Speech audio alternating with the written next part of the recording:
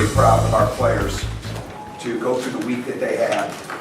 Certainly not been a normal week for a lot of different reasons. One was the win. Second was the exams. I know every team's coming off exams that's in this classic. But our guys had probably their busiest days on Wednesday, Thursday, and Friday.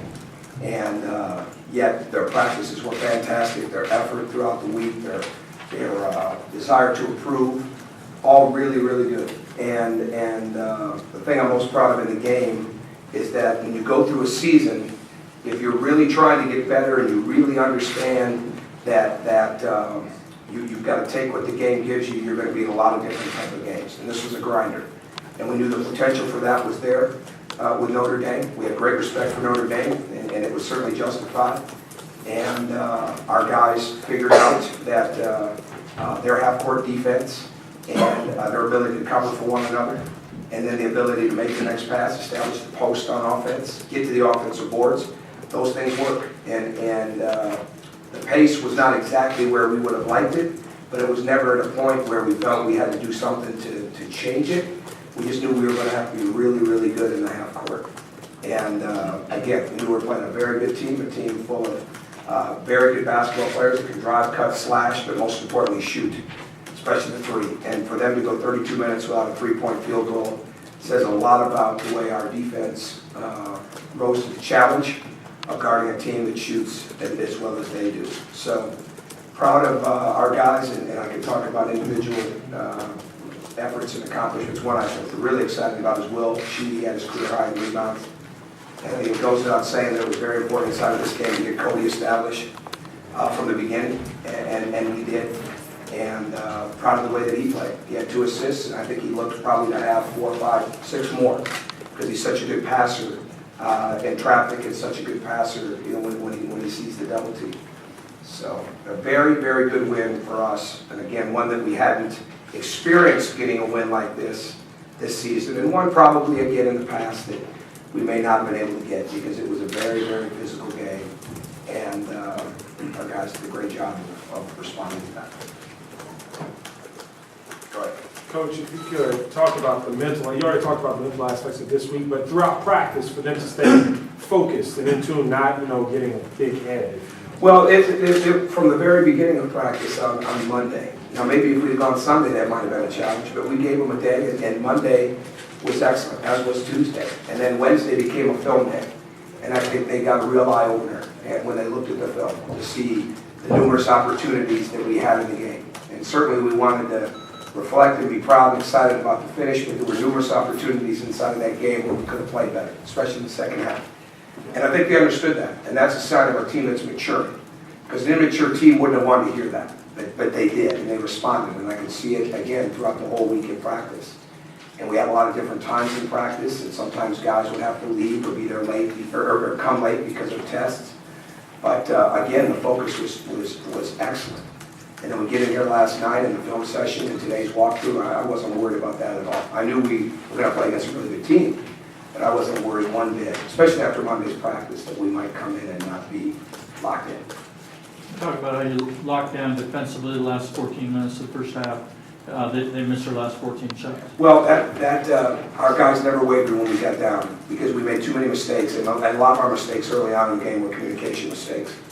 And we were waiting for somebody to help us out of a situation rather than being a participant in our own rescue in that situation. And our guys did a great job of picking that up.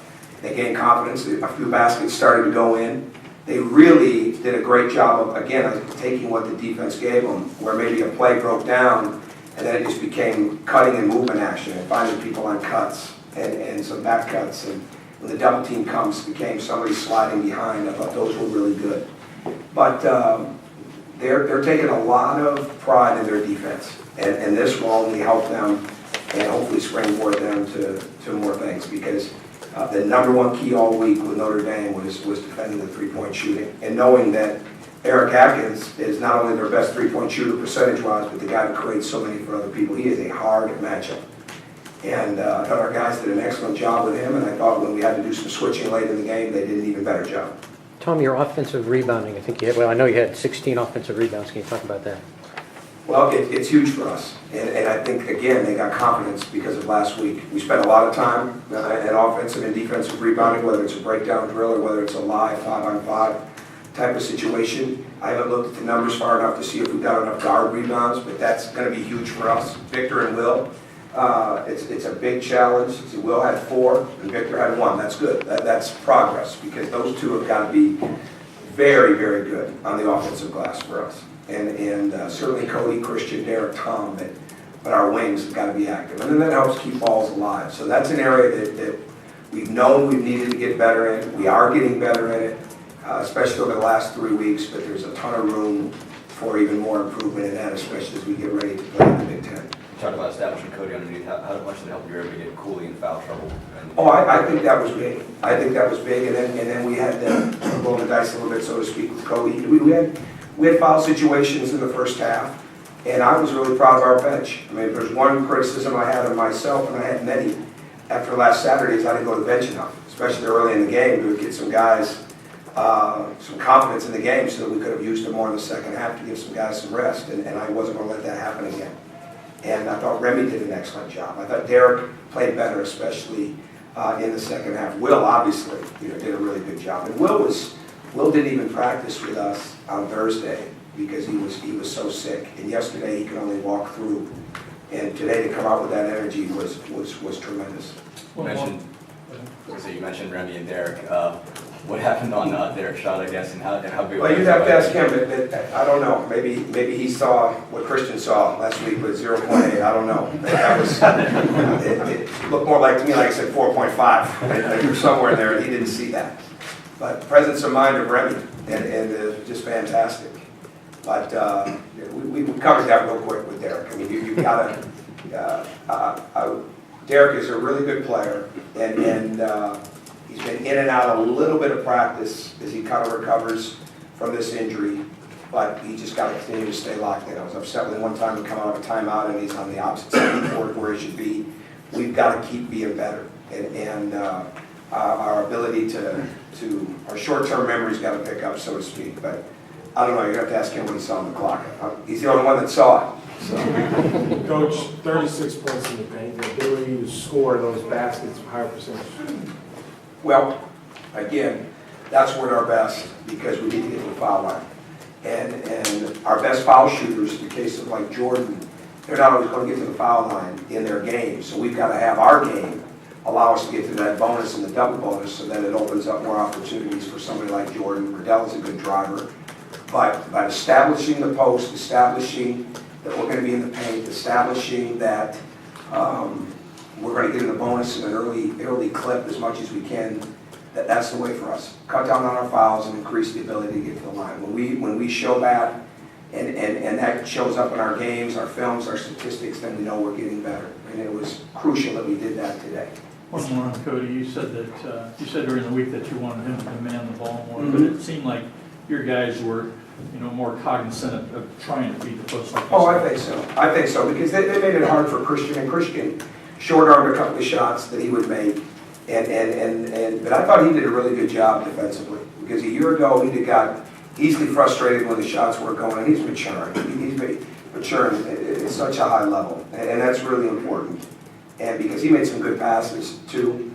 But the thing about Cody, again, it's living proof when we say you can go to him and you can go through him. And again, he did numerous things with the ball. And our cutting off the post is not where it needs to be.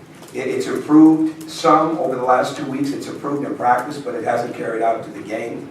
And I think that's something that we'll really get addressed. And we have 2 games coming up, obviously, but I think we'll get that addressed over this break that we're going to have now, whereas we get into the Big Ten, we'll be a lot better at the weak side cuts, and because Cody's good at finding those people. His thoughts on all you guys were 10-0 last time beating team in the Big Ten in December. Did Illinois get me today? Yes.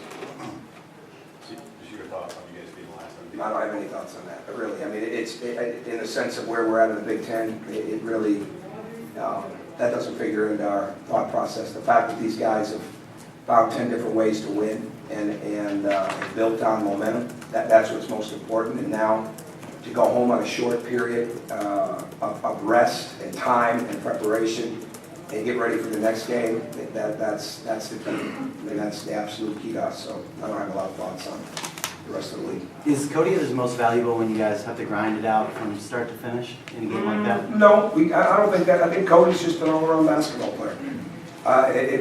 You see him, he's one of the best running, bigger players in the country, I would think. And it's a strength, well, everybody that we're playing against knows that. But we're asking a lot of him as a freshman. There's no doubt about it. He gets big assignments defensively because he knows he's going to have a lot of big assignments coming up over the next few weeks. We move him around. He's not even close to where he'll be as time goes on over the next few weeks and months when it comes to the versatility that he'll be able to bring to us offensively. We've seen it defensively and some of the things we've asked him to do in our coverages over the last few weeks. And I think we'll see it even more offensively over the next few weeks to a month. So I don't think you'll ever have a player like Cody Zeller that you label or that you look at him and say, well, he's just good in this situation or that situation. He's much better than that, with much more potential for that. Coach, you said today was a new experience for your team. Obviously, last Saturday was a new experience for a lot of guys on your team. How do you keep them moving forward when there obviously a lot of new things they're going to be doing and going into Big Ten play? I think it all starts with us. I think it starts with the head coach and the staff. I think it starts in the weight room. I think it starts with the demands of preparation, questions that are asked. And our big thing is constantly that the more you're successful, the more you win, the more answers you'll be asked to be given or to give. And the bottom line is our job is to create a lot of questions. Their job is to have questions. Their job is to have not to question themselves or question things, but the question being, how do I get better? How do I improve here? How do we improve there? And that's our focus. And our practices, there was some knockdown drag-outs to them. There was some refinement to them. That all week long there was energy. And if there comes a day where there's not energy, we'll start over later that night. I mean, it's not a complicated process for us. And it's not one where we have anybody in the program that is above having to get better every day. And that always starts with the coaches bringing their intensity and enthusiasm and the players bringing their energy, their competitive level, and some sort of mental and physical toughness. That's it. Thanks. Thank you.